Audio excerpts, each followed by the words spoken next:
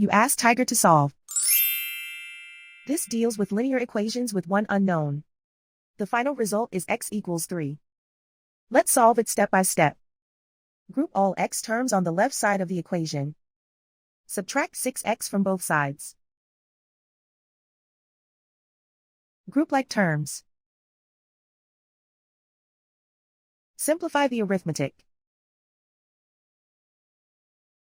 Group like terms. Simplify the arithmetic. Group all constants on the right side of the equation. Add 1 to both sides. Simplify the arithmetic.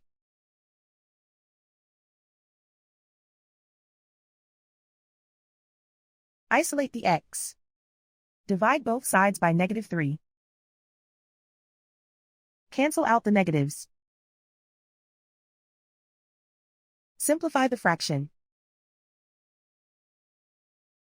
Cancel out the negatives. Find the greatest common factor of the numerator and denominator. Factor out and cancel the greatest common factor. And so the final result is x equals 3.